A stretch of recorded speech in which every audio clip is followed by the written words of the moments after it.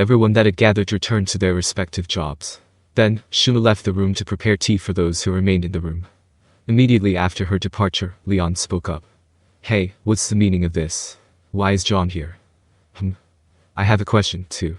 Isn't that other person Violet, or is it just my imagination? I'm not sure because, from what I have heard, she allegedly has a more gloomy and malicious personality. What are these guys blathering about with this John and Violet thing? Maybe. Did you mean Carrera and Ultima? They were recruited by Diablo over there, and they've been better than I expected. I tried to explain, but was unable to finish my sentence. Carrera and Ultima. You've given them names. I can't believe it. So what you are saying is you not only have Diablo, but other primordials attending you as well. Leon had suddenly stood up and yelled at me, whereas Luminous looked genuinely astonished. Their sharp gazes pierced right through me. See, you're flabbergasted too. This is also the reason why I came here to ask this guy about his real motive. Even Guy blurted something out of left field. I'd like to answer you, but I don't really know what to say, okay? While I was puzzling over how to respond, Shuna entered, pushing a tea cart. We became quiet so we wouldn't hinder her work. A pleasant smell wafted through the air and brought a sense of calm to everyone's mind. It also helped keep my wits about me as I tried to piece together what these guys were saying. The keyword was primordial, which Luminous had just mentioned. And by primordial. Answer. One of the criteria for classifying a demon. Right, I remember, you explained it to me before. If I'm not mistaken, the original demons are called primordials. Wait, the original demons. Diablo, are you, by some chance, one of the original demons? Upon asking Diablo, he casually replied, well, yes. Indeed, I am the progenitor of one of the 7 original lineages to the demon race born in this world. Oi, are you serious? I couldn't believe the demon I had summoned when I was about to evolve into a demon lord was such a prominent figure. I knew he was very strong, yet evidently, he was even more dangerous than I'd anticipated. No way, don't tell me you didn't know. Unbelievable. I thought you were careless, but I never expected you to be clueless. Leon and Luminous stares hurt. After all, it couldn't be helped, right?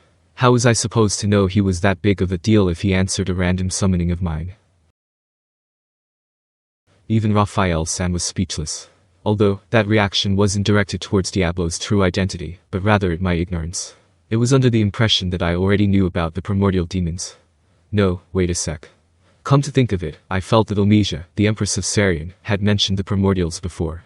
That would explain why she was so wary of Diablo. She already knew his true identity. Had I been more attentive, I would have noticed Diablo's real character much earlier. Well, this was what you called making assumptions. I never dug any deeper, nor did I try to bring it up. For Raphael-san, it merely decided that there was no need to inform me. This was a major pitfall. For example, if you had a dictionary on hand, it would be worthless if you didn't use it. Raphael-san had recently been giving me advice, but even it wasn't omnipotent.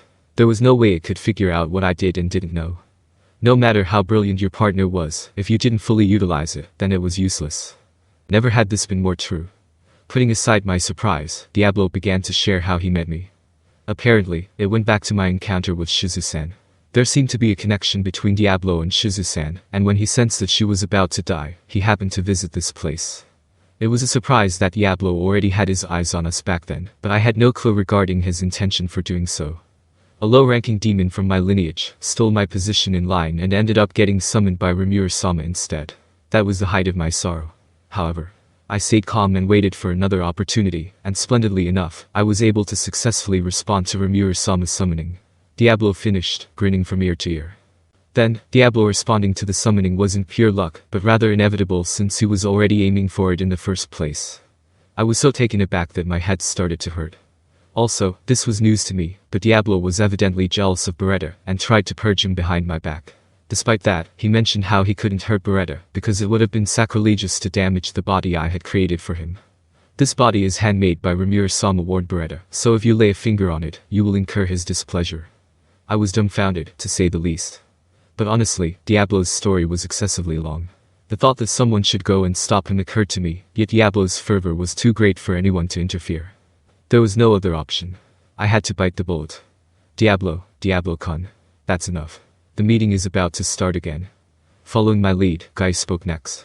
You're already satisfied, aren't you? More importantly, that guy Dino is also here, right? Can you call him over for me? Prompted by Guy's words, Diablo's endless chatter had finally come to an end.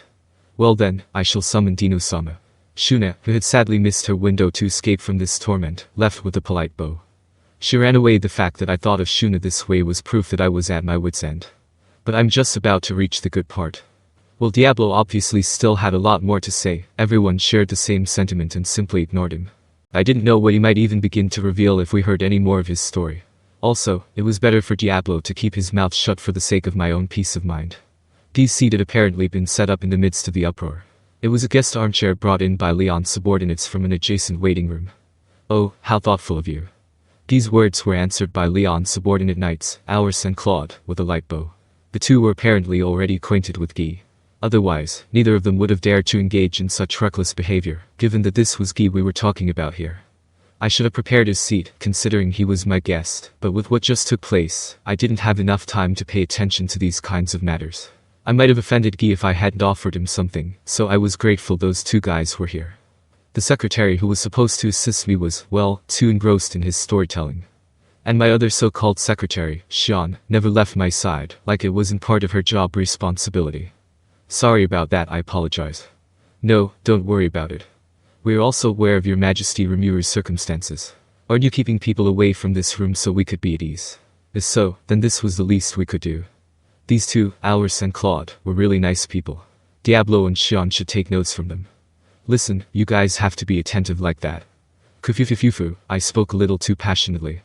While Diablo appeared to have wanted to pin the blame on Guy for dropping by unexpectedly, he normally wouldn't have made such a blunder. But I guess this was just bad timing. Yes, this was a good learning experience. Xian was rather upfront. This girl's only good at talking the talk. I silently prayed that this incident would contribute to their development. Guy plunked down on the armchair, exuding his cavalier attitude. At the same time, Shuna returned with Dino in tow. For some reason, Ramus also came along, and, putting all the things that had just happened aside, the meeting resumed once again. The first topic of discussion was about the primordial demons. Then, Dino, let me hear your excuse. What excuse? Dino naturally responded to Guy's inquiry. However, his attitude struck a nerve with Guy. Don't. With me. Why didn't you stop this guy from naming those three? He's got a point. That is important, you know. It seemed that this guy referred to me, but if I'm being honest, I wouldn't have entertained the thought of naming them, had I known how dangerous they truly were. Although it was too late now, he should have at least warned me. Listen, what the hell do you think I sent you here for? Sightseeing. Wrong. For reconnaissance. Looking at their exchange, I thought Guy was rather hot under the collar.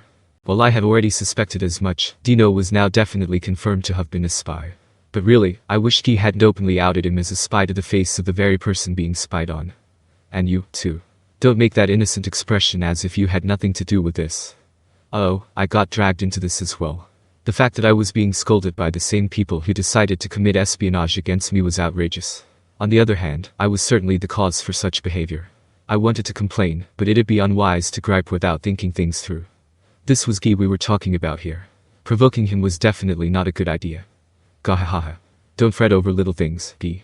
This isn't the first time he's granted names willy-nilly. Vildoris and unexpectedly backed me up. Keep at it. I cheered in my mind. Shut up.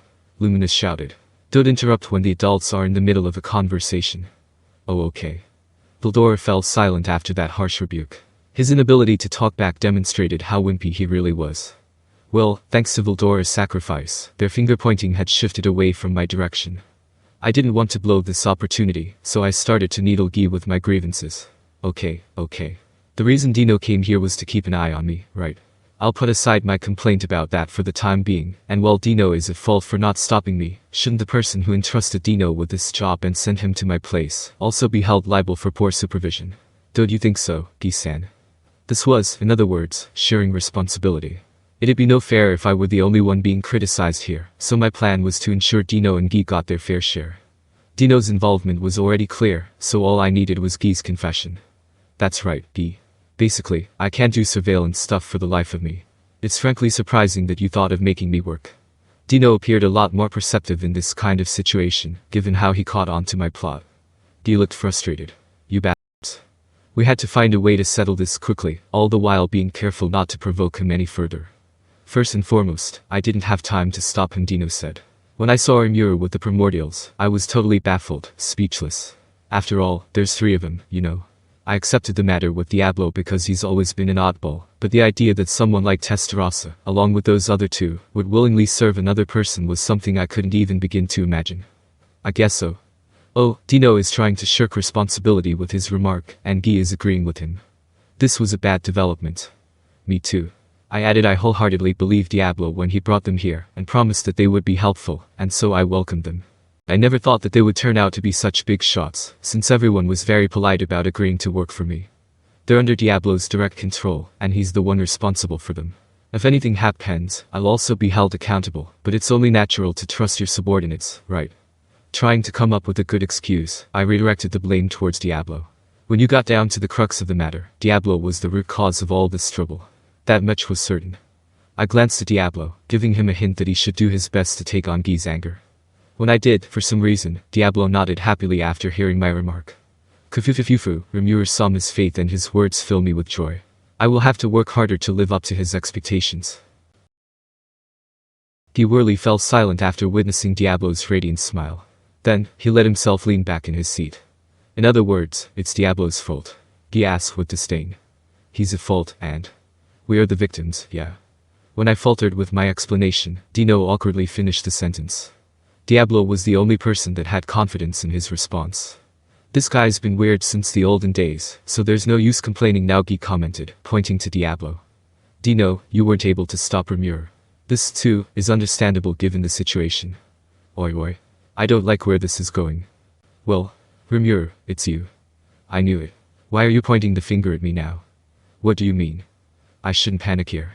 I had to face Guy with a sense of self-assurance, coupled with an attitude that showed I hadn't done anything wrong. With that in mind, I relinquished control of my body to Raphael-san, so that he wouldn't notice my agitation. I felt relieved. Regardless of how turbulent my thoughts were right now, I appeared calm on the outside. Don't make excuses. Following that outburst, Guy then scolded me aplenty.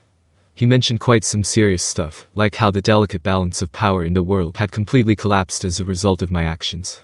Consequently, the changes to the current state of world affairs were unclear, among other things. Transferring control over to Raphael-san had been a useless attempt. He seemed a lot more calculating than I'd thought. Also, because of you, Miseri's plan failed. You're gonna be taking responsibility for that too, you know. Guy finished his sermon on that note. Well, it was ridiculous to accept responsibility for something I didn't even know about. If Guy was willing to overlook my behavior, then it was a small price to pay. I nodded and agreed to his demand, for the time being, and got through this precarious situation.